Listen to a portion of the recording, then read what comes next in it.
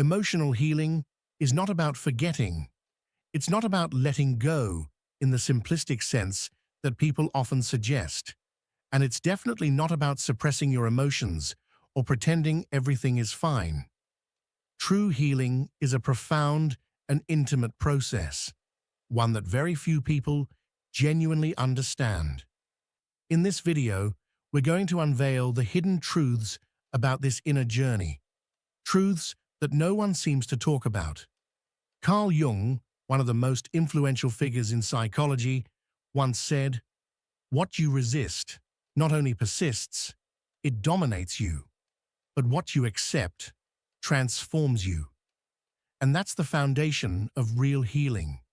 But how do we actually apply that wisdom in real life? How do we take our pain and, instead of allowing it to destroy us, use it as fuel for our transformation? If you've ever felt stuck in the same emotional loop, if you've tried to think positive or just let it go and found that it doesn't work, then this message is for you.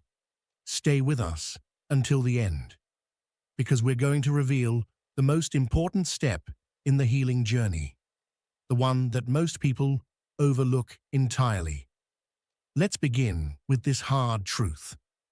You cannot heal what you refuse to acknowledge. This is the first and most common mistake people make when trying to heal. We deny, suppress, or downplay our pain. Why? Because from an early age, many of us were taught to be strong. We were told not to cry, to move on quickly, to get over it, and keep going. But what we don't face, what we bury in the shadows, continues to control our lives from behind the scenes. Jung referred to this hidden aspect of ourselves as the shadow, that part of the psyche where we store everything we've rejected or denied about ourselves, our anger, our fear, our trauma, our grief. We think that by pushing it down, we're getting rid of it. But in truth, we're only giving it more power. So how can you tell if you're denying your pain?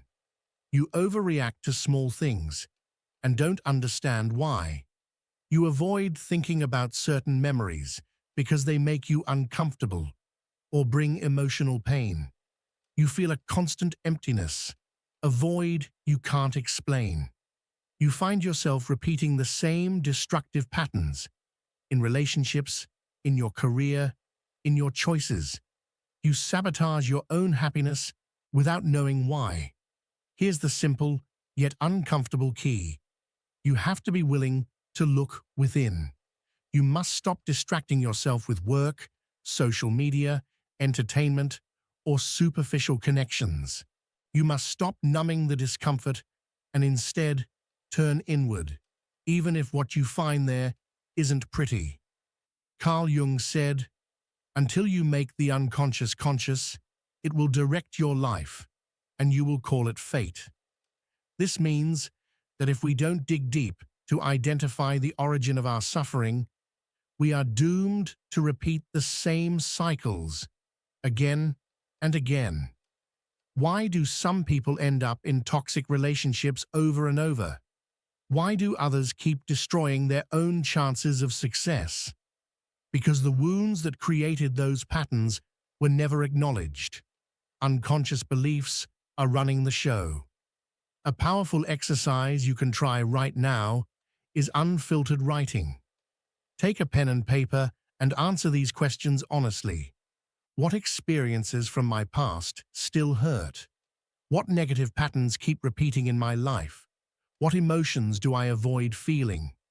Writing it down, seeing it with clarity, is an act of courage, because healing doesn't begin when we get over it. It begins the moment we choose to face it, head on. But why is it so hard to face our pain? Because our brain is wired to avoid suffering. It's a survival mechanism. We distract ourselves. We project our hurt onto others. We pretend to be okay. But the brutal truth is this: nothing changes if you don't face it.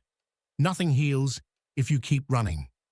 Most people aren't suffering because of what happened to them. They're suffering because they never processed how it made them feel. They are stuck in an unresolved emotional story, replaying it again and again in the background of their lives. Here's the breakthrough. When you finally allow yourself to see and accept your emotional wounds, you start to take back your power. Let that sink in. You cannot heal what you haven't recognized. You can't fix what you refuse to admit is broken. You cannot transform your suffering if you keep denying that it exists. And now, let's go even deeper.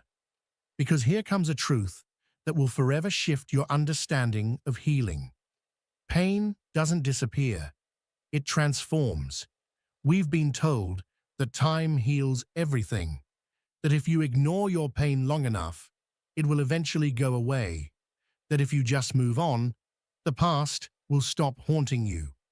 But that is one of the biggest lies we've been told about emotional healing. Time doesn't heal. Time hides. What time really does is layer distractions and habits over an open wound. The wound remains, still alive beneath the surface, waiting for the perfect moment to erupt again. And it always does. In a fight, in a breakdown, in an irrational fear, or a repeated mistake. That pain you thought you buried, it was never gone. It was only waiting to be seen. So what's the alternative? You allow it to transform you. Pain is not the enemy. It's a messenger. It's trying to tell you something about yourself. It's showing you where your heart broke so it can be rebuilt, stronger, wiser, and more whole than before. When you stop asking, "Why did this happen to me?" and instead ask, "What is this trying to teach me?"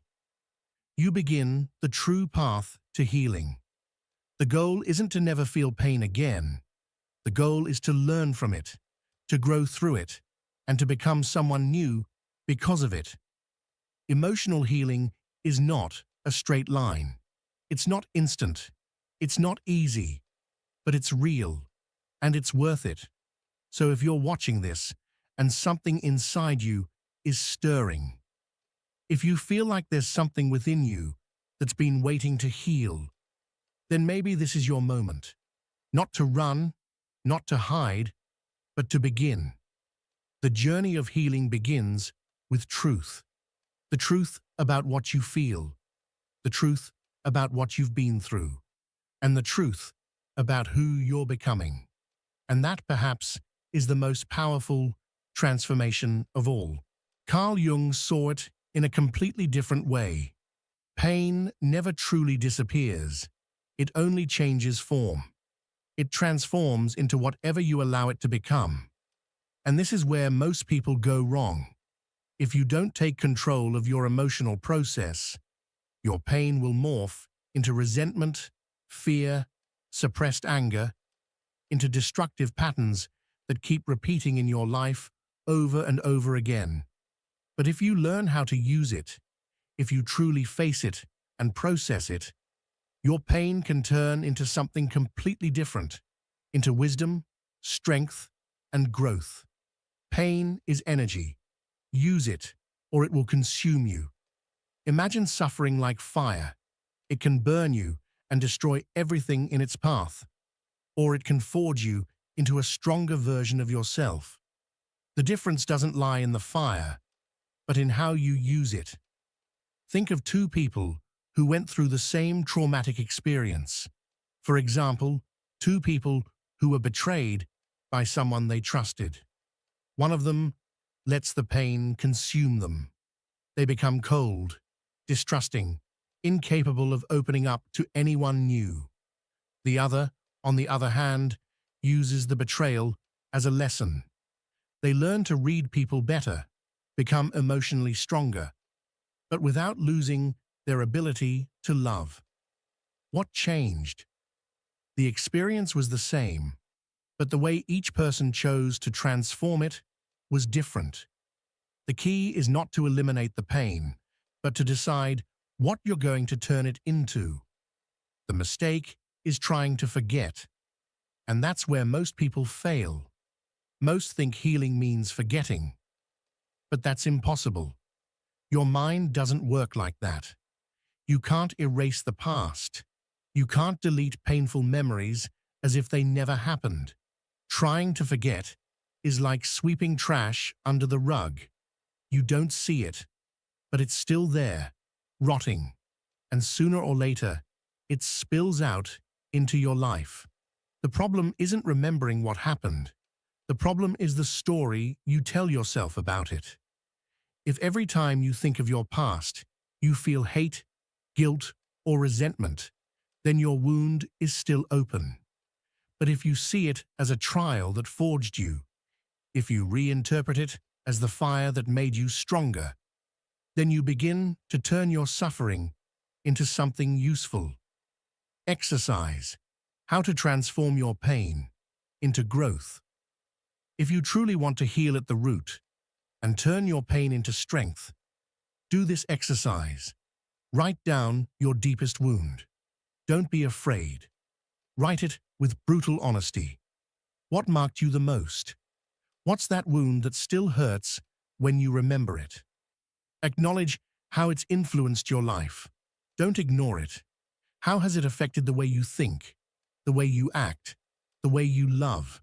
What patterns has it created in you? Find the hidden lesson. Jung said that within our shadow lies gold.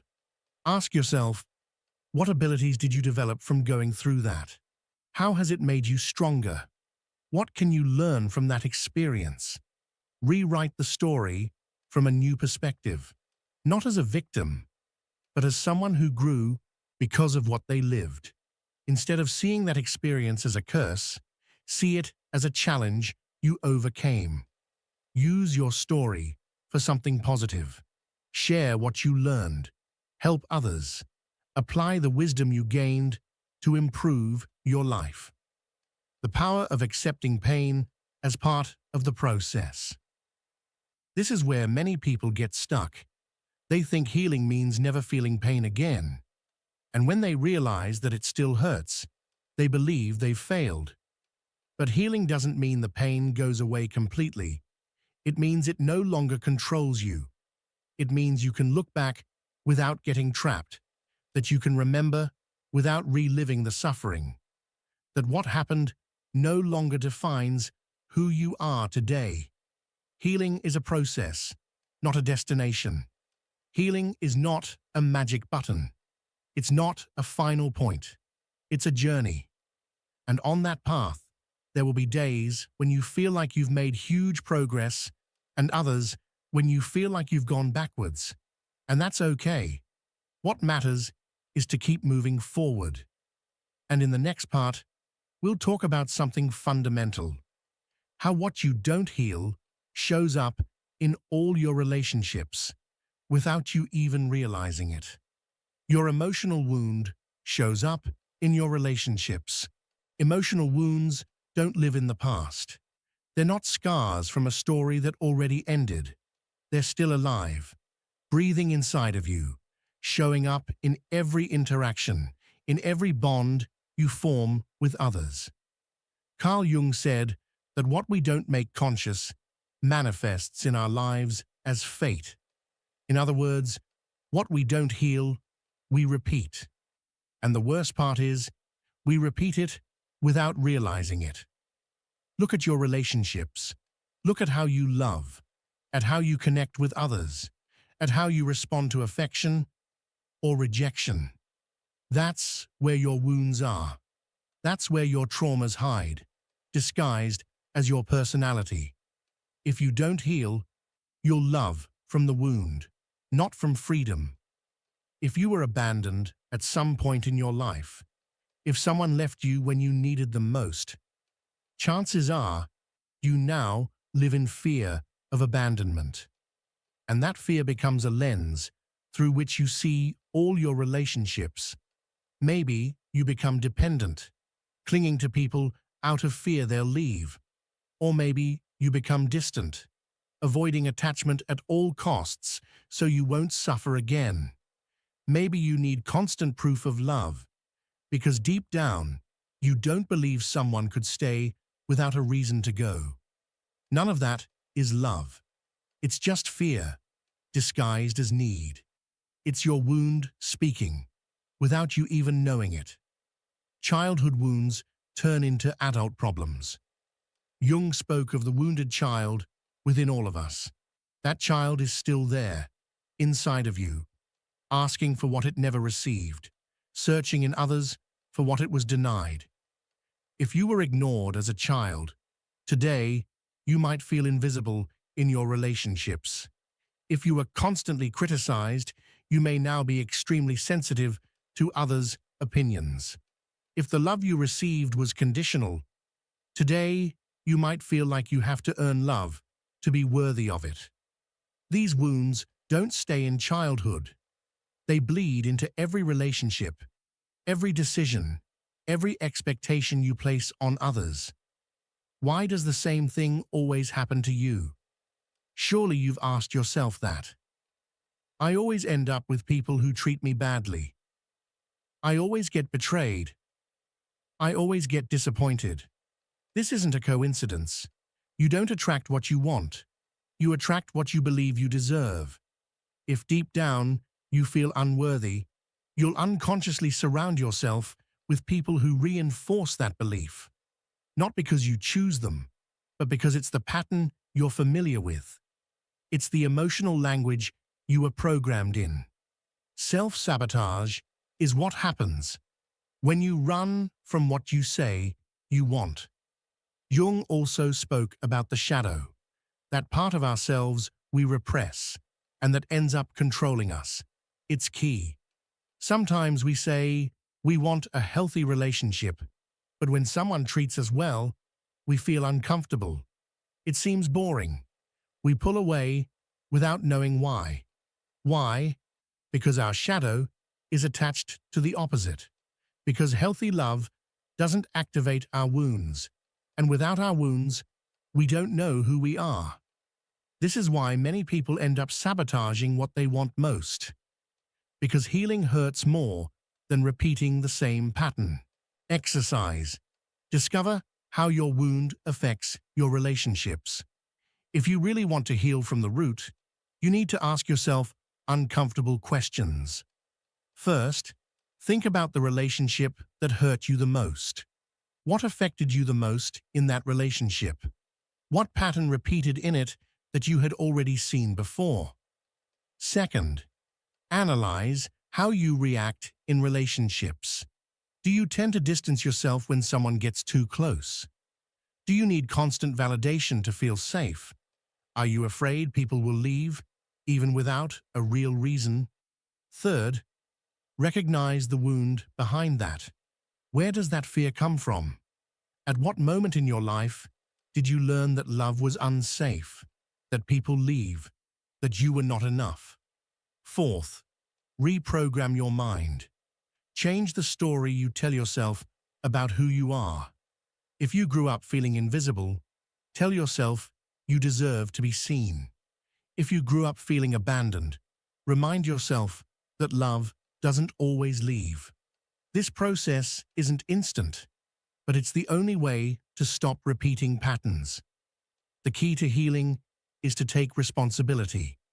As long as you keep blaming others for what happens to you, you'll stay stuck in the same cycle. Yes, maybe you were hurt. Maybe you were wounded in ways no one should ever experience. But healing doesn't happen when you wait for an apology or when someone acknowledges your pain. Healing happens when you take control and choose to change the story. And in the next point, we'll talk about the hardest but most important step. Stop blaming and take control of your life. The real healing begins when you stop blaming and take control. There's an uncomfortable truth few people want to accept. As long as you keep blaming others for your pain, you'll stay trapped in it. Your childhood, your parents, society, the person who broke your heart, the injustice you suffered. All of it shapes your story, but doesn't define your destiny. The problem isn't what they did to you. The problem is what you do with it now. Carl Jung said that until the unconscious becomes conscious, it will direct your life, and you will call it fate. And one of the most common ways the unconscious takes control is through blame. The blame game. When you become a prisoner of your own story, blame is a double-edged sword. It can make you feel justified, but it also keeps you in a victim position. When you blame others, you release yourself from the responsibility to change. It's easier to say, "My parents made me this way," or "People always betray me," or "Life has been unfair to me." It's easier to keep repeating the story than to take control and change it. Because changing means taking responsibility. It means accepting that even though you didn't choose what happened to you, you can choose what to do with it. And that's terrifying, because it means there are no more excuses. It means that if you're still in the same place, it's because you're allowing it. The trap of waiting for justice. Many people stay stuck in pain because they're waiting for something that will never come. A sorry, a compensation, a closure. They expect someone to acknowledge the damage they caused. They want life to somehow give them back what was taken. But life doesn't work that way. Healing doesn't come when the world apologizes to you. It comes when you stop waiting for justice and take the reins of your story. Ask yourself, how much longer will you wait for an apology? How much longer will you let the past control your present? How much longer will you let the story you were told define the story you can write? Taking control doesn't mean denying the pain. It's not about ignoring what happened to you or minimizing it. Some wounds are deep, and the pain they caused is real. But there's a big difference between recognizing your pain and allowing it to control you. When you keep reliving what they did to you, you keep giving them power over you. When you base your identity on suffering, you become a prisoner of your own story. When you decide that you won't carry that weight anymore, you reclaim your freedom. The ego and resistance to change. The ego is your worst enemy when it comes to healing. Because healing means admitting that some things you believed were true are not. It means recognizing that maybe you weren't only a victim, but also made decisions that hurt you. It means accepting that even though someone hurt you, you're now the one responsible for still carrying that pain. It means stopping the justification of your suffering and starting to build a new story. The ego doesn't want you to heal. The ego wants you to be right. It wants you to stay in the same narrative forever, because leaving it means facing the unknown. The hardest exercise, owning your part in the story. This is the hardest step, but also the most liberating one. You have to ask yourself an uncomfortable question. What has been your role in your own suffering? Not from guilt, but from responsibility. If you always end up in toxic relationships, what pattern are you repeating? If you feel that no one values you, how are you valuing yourself? If you're still stuck in the past, what's keeping you from moving forward?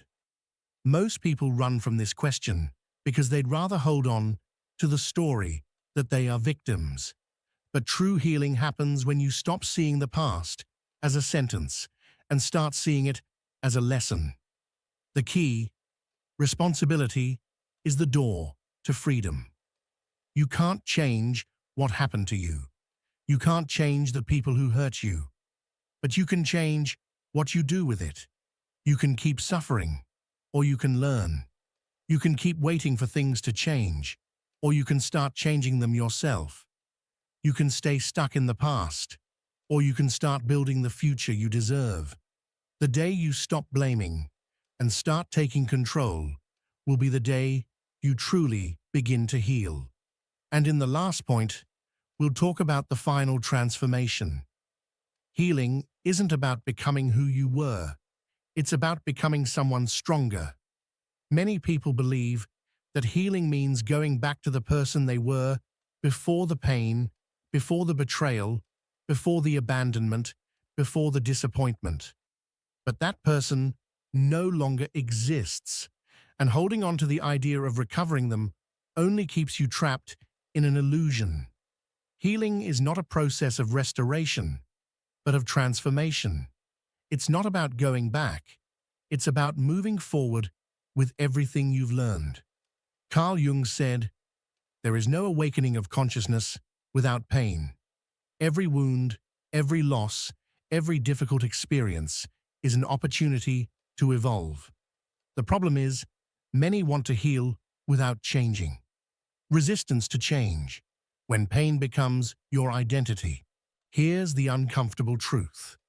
There are people who don't want to heal because their suffering has become their identity. They are the one who was abused, the one who always suffers in love, the victim of a difficult childhood. And even if they say they want to overcome the past, deep down, they're afraid of who they would be without it. Why? Because pain, as destructive as it is familiar. It's known. And the ego prefers the familiar to the unknown. Healing means letting go of that story. Healing means no longer using pain as justification. Healing means embracing a new identity, and that is terrifying. If you are still the same after healing, then you haven't truly healed. True healing leaves scars, not because the pain remains, but because you become someone who could never have existed without that experience.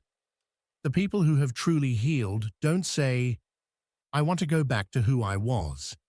They say, "I'm stronger because of what I lived through." If after everything you've been through, you're still acting the same, thinking the same, and making the same decisions, then you've only suppressed the pain. You haven't healed. Healing hurts, but not because you relive the past. It hurts because it forces you to leave it behind. The hardest part of healing isn't remembering what happened. The hardest part is accepting that the past won't change, and the only way to honor it is to build something better. But there's something inside you that resists, something that says, "If I stop suffering, it's like what happened didn't matter. If I stop feeling bad, it's like I'm forgiving too easily. If I let go of this, then who am I?" This is the dilemma many people face. They cling to suffering because they feel that letting it go means betraying their own story. But they don't realize that not healing is the true betrayal. The final test, the moment you face your new self. There comes a point in the healing process where everything feels uncomfortable. You don't fit your past, but you haven't yet adjusted to your future. This is the critical point. It's where many people give up and go back to their old habits, old relationships, old wounds, because pain, even if it hurts, is a familiar place. But if you resist, if you move through that discomfort, something changes inside you. You realize that pain no longer has power over you. The person who used to hurt you no longer affects you the same way.